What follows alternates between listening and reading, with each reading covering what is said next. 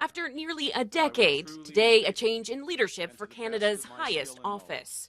Execute the powers and trust reposed in me as Prime Minister.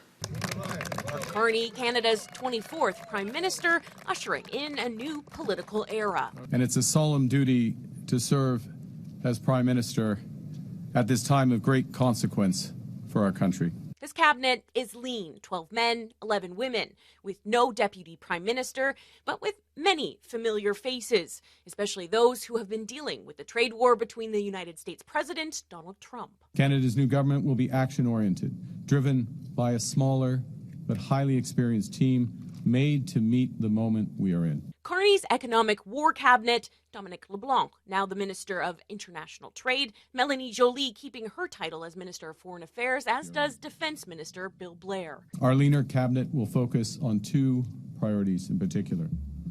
First, protecting Canadian workers and their families in the face of unjustified foreign trade actions.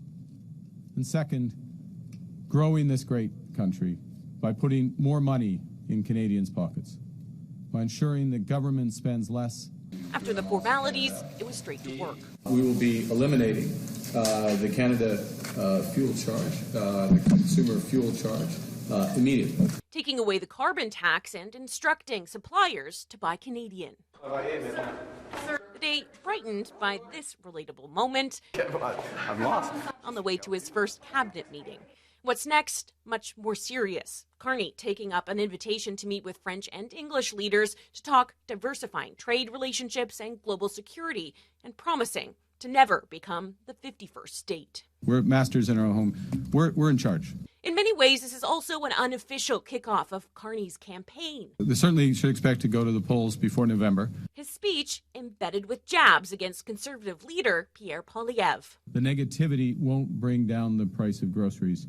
Negativity won't win a trade war. The leader of the opposition, already in campaign mode, came out swinging. Today, Liberals are trying to trick Canadians into electing them for a fourth term in power, with a cabinet that is 87% the same as Trudeau's cabinet. Though Carney wouldn't confirm when he might call an election, sources say he's expected to trigger one this spring. NDP leader Jagmeet Singh characterized the next election as a race to the right between Carney and Poilievre. And it's a race where workers lose. It's a race where people lose. As for a meeting with U.S. President Donald Trump, I don't have plans to go to the United States. I look forward to speaking to him at the appropriate moment. Carney says he didn't get an invitation yet.